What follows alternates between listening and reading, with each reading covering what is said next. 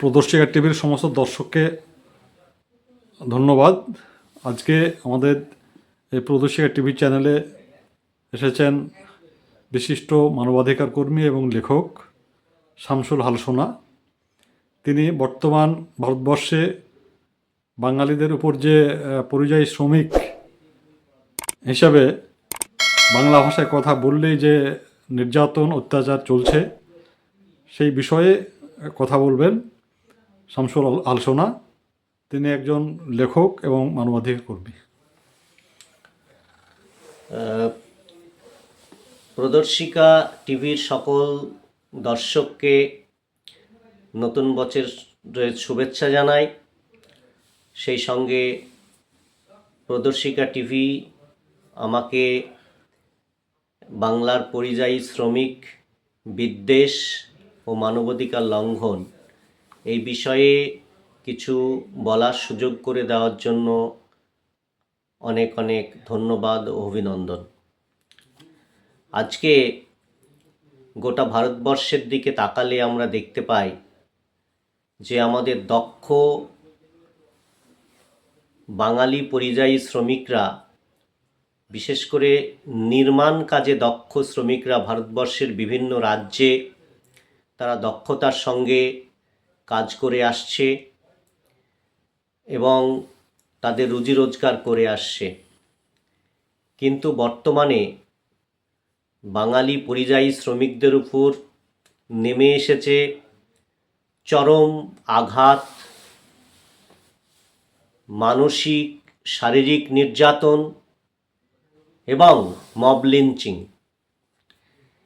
এই যে বিদ্বেষের বাতাবরণ, এই বিদ্বেষের বাতাবরণের একটা সুনির্দিষ্ট আদর্শিক বিদ্বেষ এর পিছনে আছে, তা আমাদের চিহ্নিত করতে গেলে আমাদের ইতিহাসের গোড়ার দিকে ফিরে যেতে হবে।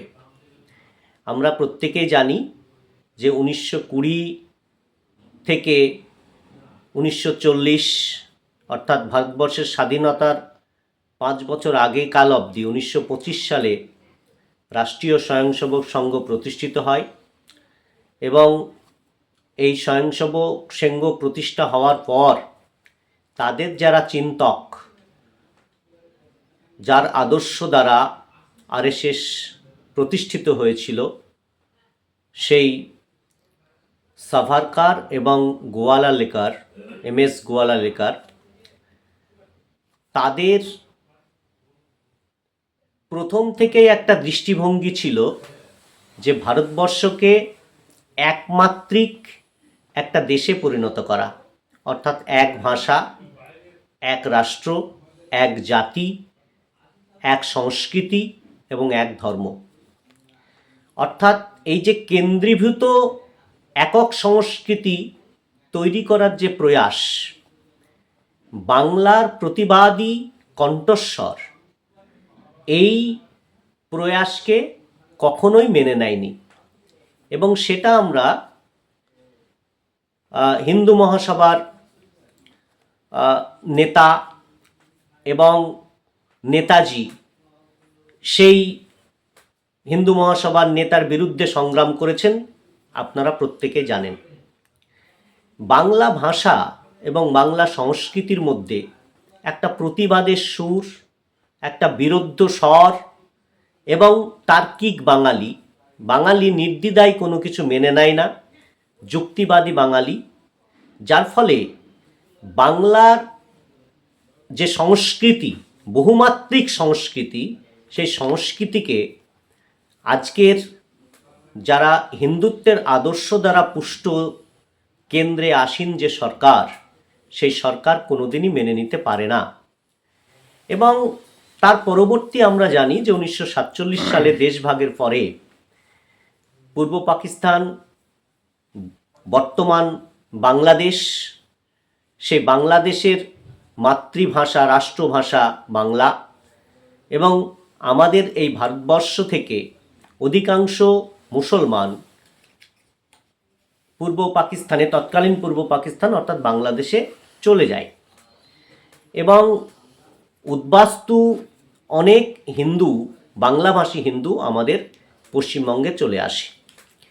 তৎকালীন সময় থেকেই একটা বিষয় পরিলক্ষিত যে বাংলা ভাষা এবং মুসলমান, অর্থাৎ বাংলা ভাষাটা মোটামুটি মুসলমানদের, অর্থাৎ যেহেতু বাংলাদেশে অধিকাংশ মানুষ ধর্মে মুসলমান, স্বাভাবিকভাবেই অহিন্দু ওই বাঙালি ভাষী যে ভারতবর্ষ অন্যান্য রাজ্য, বিশেষ করে হিন্দি বলয়, গো বলয়, সেই রাজ্যগুলোর মানুষ মনে করে যে বাঙালি, মুসলমান, বাংলা সংস্কৃতি এগুলো সমার্থক।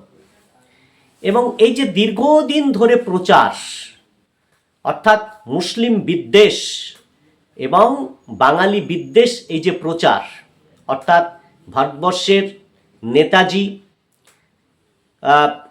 বন্দে মাতারাম স্রষ্ট আমাদের বঙ্কিমচন্দ্র চট্টোপাধ্যায়, রাজা রামমোহন রায়, বিদ্যাসাগর, এদের যে সংস্কৃতি, সেই সংস্কৃতির সঙ্গে উগ্র হিন্দুত্ববাদের যে সংস্কৃতি, সেটা কখনোই মেলে না।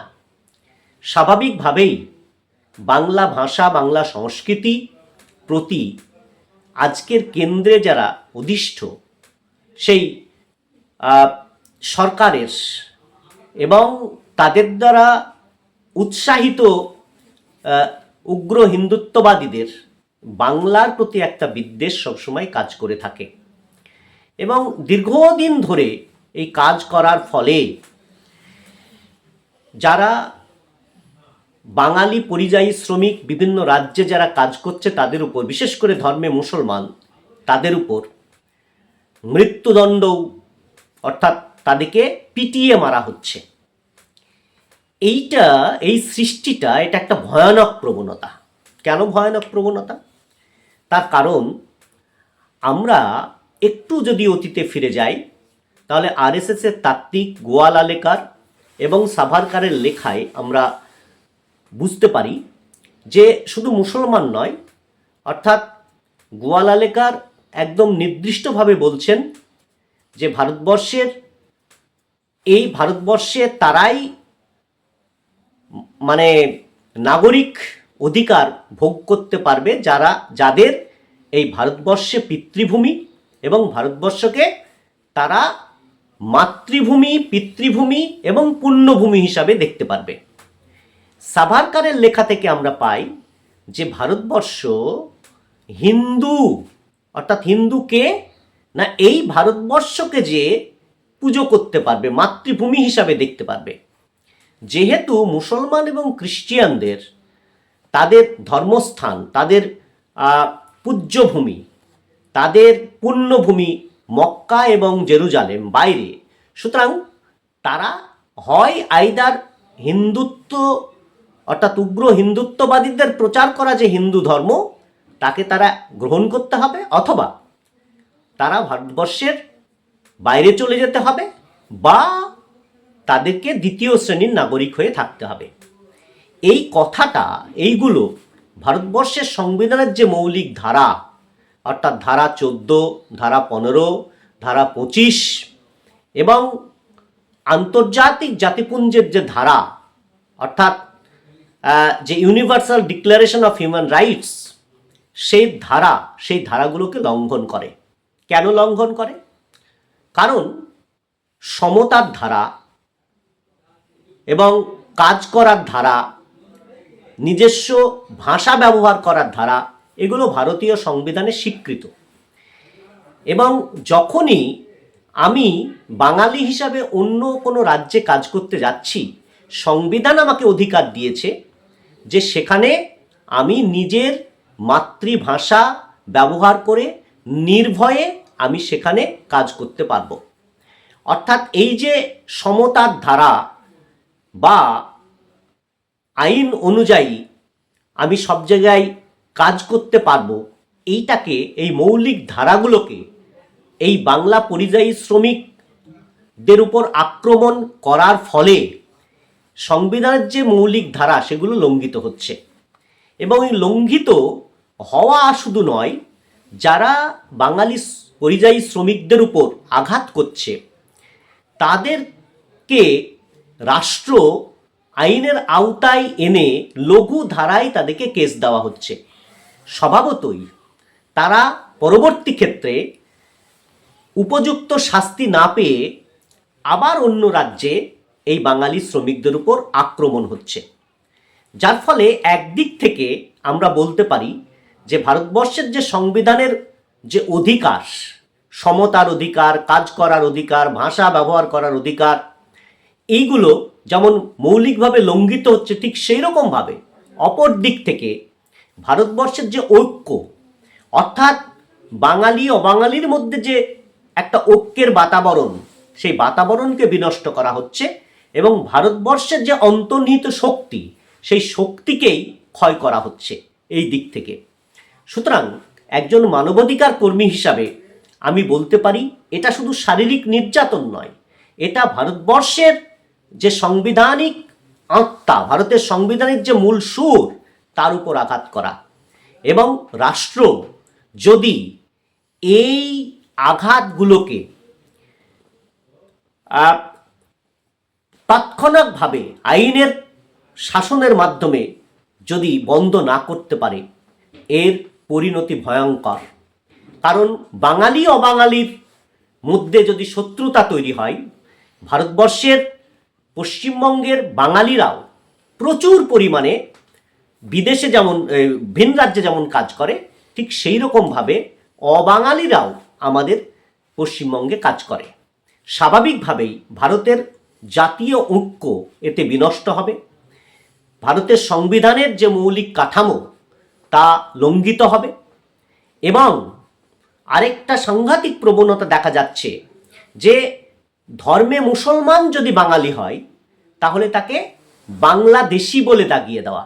এবং সোনালী খাতুনদের রাষ্ট্র, সেখানে রাষ্ট্রের বাহিনী অর্থাৎ বিএসএফ দিল্লিতে কাজ করছিল তারা, এবং তাদেরকে উপযুক্ত তাদের প্রমাণপত্র দেখানো সত্ত্বেও তাদেরকে পুশব্যাক করে আসামের বর্ডার দিয়ে, এবং সেখানে তারা অ্যারেস্ট হয় বাংলাদেশে, এবং অ্যারেস্ট হয়ে তারা আইনি প্রক্রিয়ার মাধ্যমে ভারতবর্ষের মহামান্য সুপ্রিম কোর্ট তারা বলেছে যে সোনালী খাতুনরা ভারতের নাগরিক।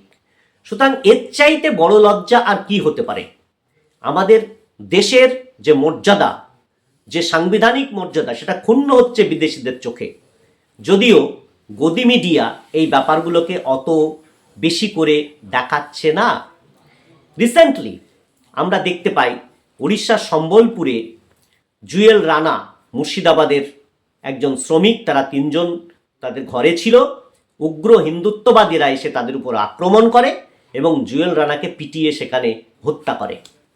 অর্থাৎ এই যে এটা শুধুমাত্র একটা বাঙালির উপর হত্যা নয়, ধর্মের সঙ্গে এই ভাষার যে সংযোগ, একে জুড়ে দিয়ে মুসলিম বিদ্বেষের যে বাতাবরণ, তারই প্রতিফলন এখানে আমরা দেখতে পাই। শুধু তাই নয়, আমরা দেখতে পাই কেরালাতে একজন আদিবাসী, অর্থাৎ সেখানে রামনারায়ণ, তাকে আমরা দেখতে পাই যে বাংলা ভাষায় কথা বলার জন্য তাকেও পিটিয়ে মারা হয়। অর্থাৎ এই যে ভয়ঙ্কর স্ফুলিঙ্গের মতো যে বাঙালি বিদ্বেষ এবং ছড়িয়ে পড়ছে, এর প্রবণতা অতি ভয়ঙ্কর।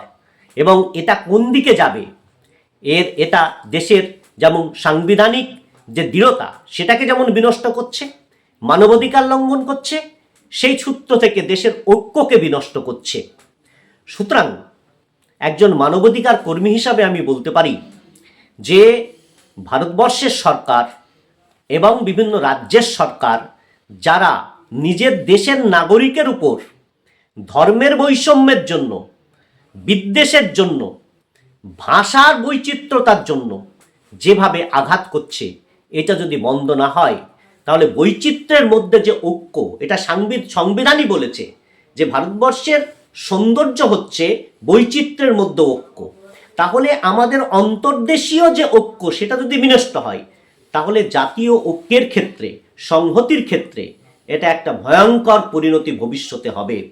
সুতরাং আমি সকলের কাছে, রাষ্ট্রের কাছে, বিভিন্ন রাজ্যের কাছে একজন মানবাধিকার কর্মী হিসাবে আবেদন করব এবং নিবেদন করব যে ভারতবর্ষের স্বার্থে, ভারতীয় ঐক্যের স্বার্থে, ভাষার বৈচিত্র্যের স্বার্থে এই পরিযায়ী শ্রমিকদের উপর আঘাত বন্ধ হোক, এবং যারা এই পরিযায়ী শ্রমিকদের উপর আঘাত করছে তারা যে ধর্মের হোক, যে আদর্শের মানুষ হোক, যে ঘৃণা পোষণ করুক, সংবিধানের শাসন অনুযায়ী উপযুক্ত ধারায় আইনের আওতায় এনে তাদেরকে যদি শাস্তি দেওয়া হয়, তাহলে এই পরিযায়ী শ্রমিকদের উপর যে মানসিক অত্যাচার, নির্যাতন এবং মব লিঞ্চিং, এগুলো অচিরেই বন্ধ করা যাবে। আর যদি না হয় তাহলে আন্তঃরাজ্য বিরোধ দেখা দেবে, যেটা ভারতবর্ষের সংবিধানের ক্ষেত্রে, ভারতবর্ষের ঐক্যের ক্ষেত্রে, জাতীয় সংহতির ক্ষেত্রে খুব ভয়ঙ্কর প্রবণতা হবে বলে আমি মনে করি।